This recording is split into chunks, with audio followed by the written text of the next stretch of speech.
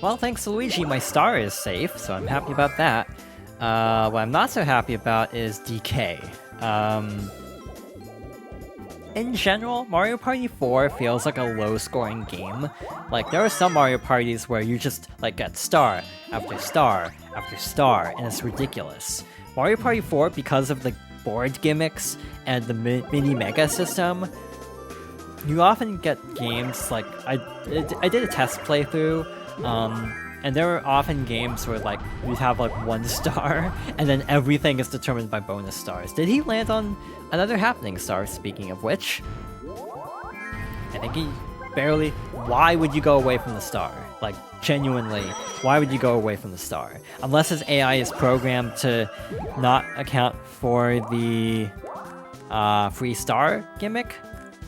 That makes no sense to me otherwise. Like, you know, the AI is like, I don't have 20 coins, I'm gonna go the other way. And it's just like, well, technically that's... Oh, wow, really? 2 battle minigames in 1 turn, why not, I guess. Mario went away from Boo, so I'm also not as worried about the outcome of this next minigame. I'm hoping it's still in my favor, though.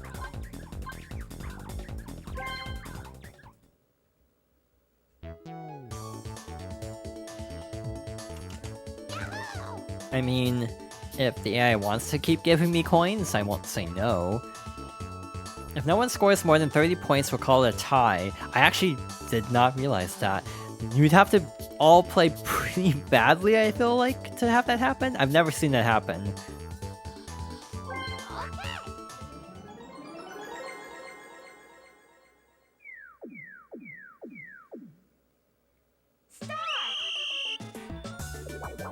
Case in point, unless my memory is getting really bad, this does feel noticeably different than the last one.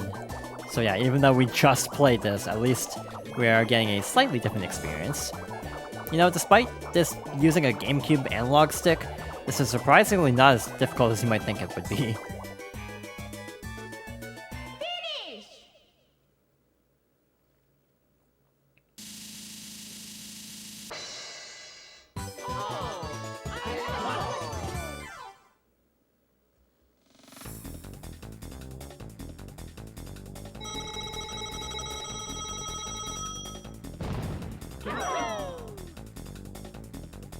Well, we won, like, a lot of coins in 1 turn. I don't remember how much we got in the first minigame, but wow, we definitely have the coin star now.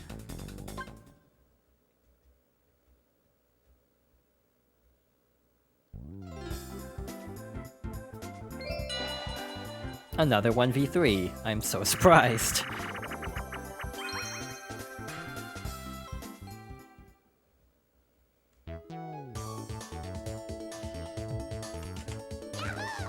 Alright, so we're on the other side of this mess, so let's see how this goes.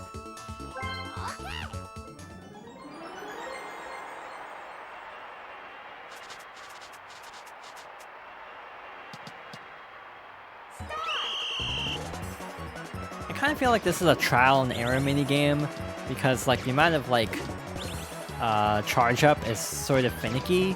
Like you obviously want it to go fast enough to get past the goalie. On the other hand, you don't want to like clip the top of the net. Like full charge. Actually, that didn't go as high as I thought it would. I thought normally it would like clip the top.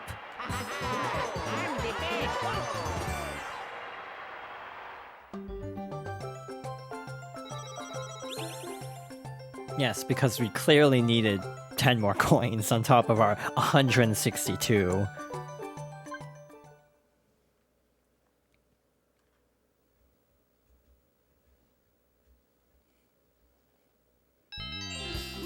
Two turns left. So let's see how this goes. Again, I don't know why DK went away from the star. He could have gotten it. Not that he could win at this point, but that would actually give him 2nd place. Assuming nothing else changed, that would give him 2nd, because he would have the happening star. So yeah, he'd have 2 stars even though he has no coins. Ties are broken by coin count, so like, if someone has 2 stars and someone else has 2 stars, whoever has the most coins goes or wins from there. If 1st and 2nd place are actually tied, which can happen, it's determined by a dice roll, which It's definitely in the spirit of Mario Party, but I'm very, very grateful that I've never experienced this firsthand. I should look up a video of that, because I don't think I've ever even seen this happen, where like the top two people are both tied, so they have to dice roll for it, because that would just be like fascinating to see that play out, especially in like... Are we getting another 1v3? It's really setting itself up to be another 1v3. If Mario lands on a green space, which he actually is, we could get a 4-player minigame through entirely red spaces. That's also an option. Or it could just be a 2v2. So I'm curious to see what this minigame is actually going to be. 2v2.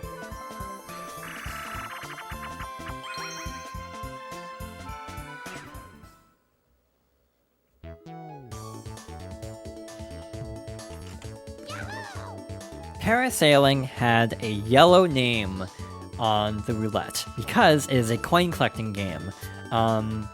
Meaning you don't really have a winner per se, but you just collect as many coins as you can in the allotted time.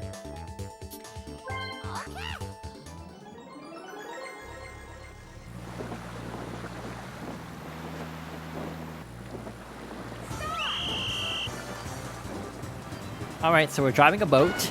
There are 3 elevations based on speed, higher, middle, and lower. A goes faster, B goes slower. You have to kind of toggle speeds to collect the coins at different elevations. I'm clearly better at the other roll. The other roll just has to move left and right. Yeah, elevation is determined completely by the driver, which is not my favorite position to be in, to be honest.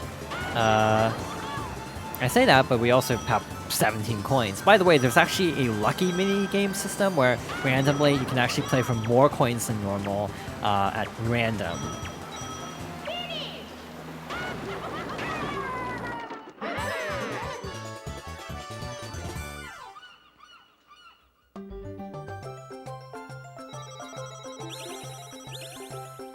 I actually think we're going to crack 200 coins by the end of this round, which is kind of wild.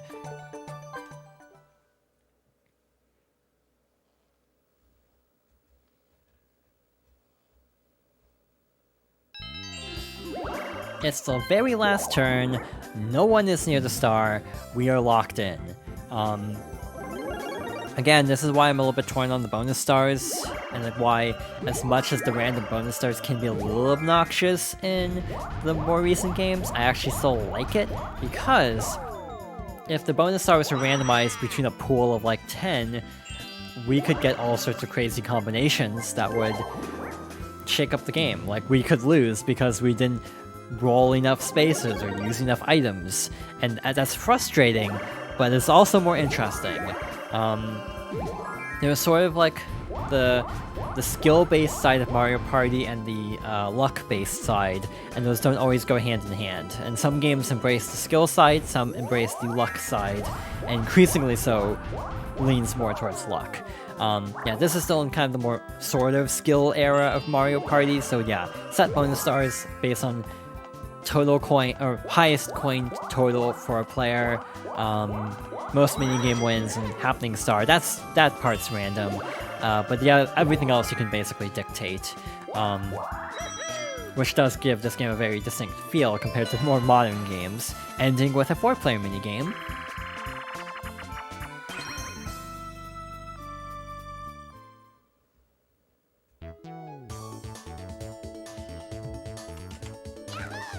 We're ending off with a classic, Book Squirm, probably one of the best minigames, or most iconic minigames in this era of Mario Party, and luckily it's also in Superstars.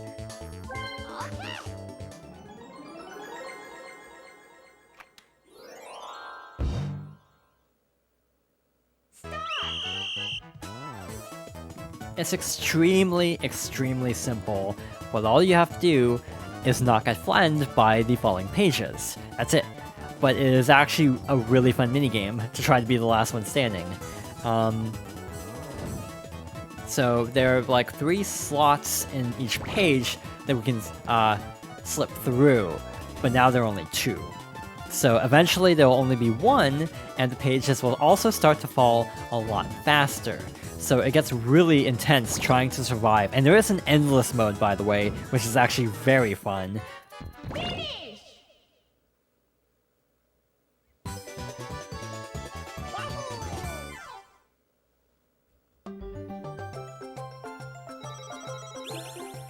Yep, made it past 200 coins. Not bad for a first round of the game.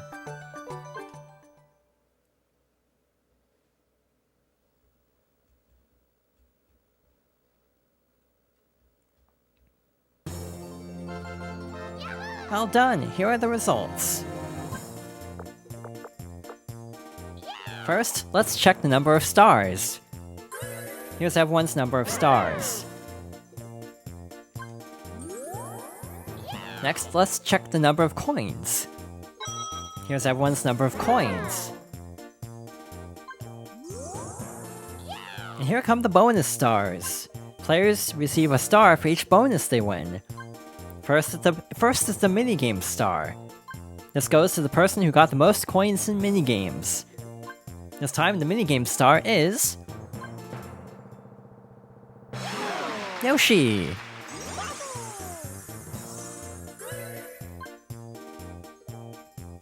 Next is the coin star. This is for the person who got the most coins in the game. So this time, the coin star is... Yoshi!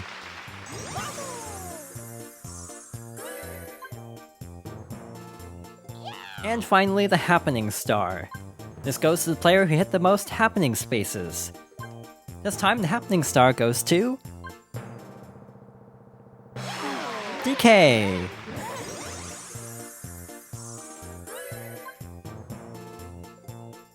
And here come the final results.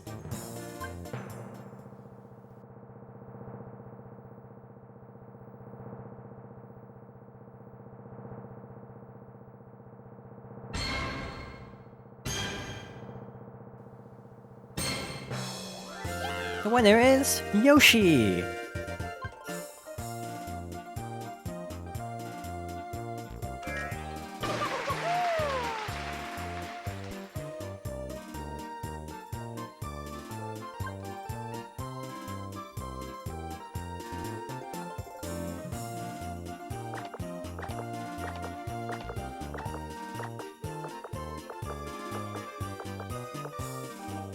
And with 3 stars and 204 coins, we are the winner. We can either move on or see detailed results. This is a breakdown of all of our stats, coins collected, or most coins at the end of the game, or throughout the game. Oh, this is the greatest number, this is the coins you had at the end. So yeah, we won these by landslides. Also, blue spaces or red spaces are calculated. These do not matter until the more recent games, where there's like a red space star. Happening was definitely DK, no contest. No chance time, which I'm very grateful for. No Bowser, and 3 battles, 6 items, and 2 warp spaces. But yeah, there's only stars for the first 3. Later games would actually add bonus star options for a lot of the other options, which I think is a good way to spice up the game and make it a little bit more chaotic. Yeah, overall, a pretty solid first round.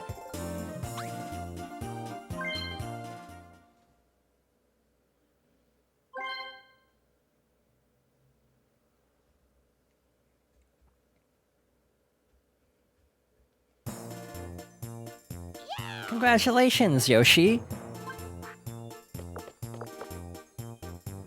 So here's the present I promised you.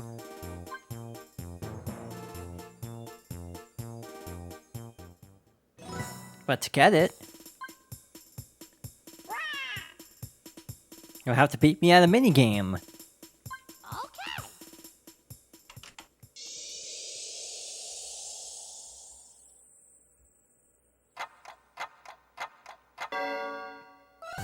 Now we must battle by Bowser Bop. Would you like to hear the rules? In this game, you must bop all of the Bowsers that pop out. Use A to bop with the hammer. Each Koopa Kid is worth 1 point and Bowser is 2 points. If you can get more points than I can in 60 seconds, then you're the winner. Now, let's start.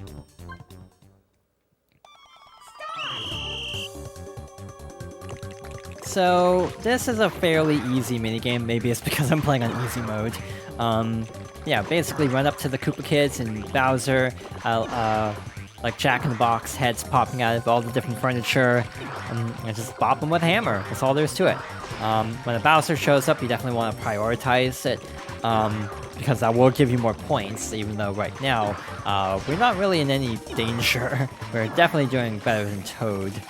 But yeah, if you get both, like in that situation, that's 4 points right there. So definitely have a bit of a lead now. Halfway through, about 20 seconds left, and we're definitely set. This is a pretty easy one.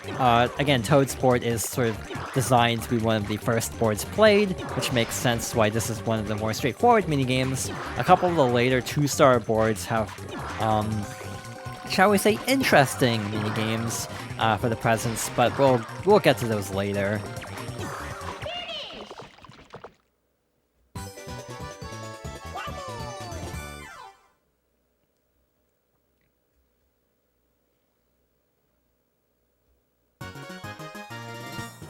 Congratulations, Yoshi, and without further delay,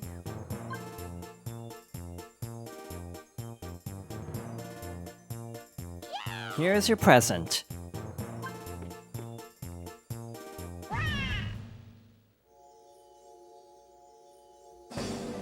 You got Yoshi's egg.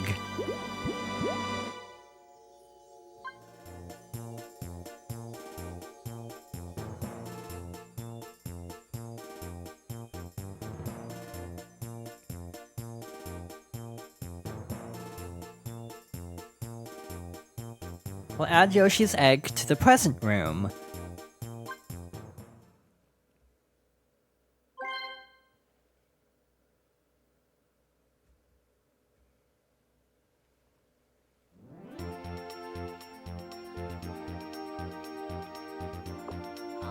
Which party would you like to play? And with that, we have cleared Toad's Midway Madness.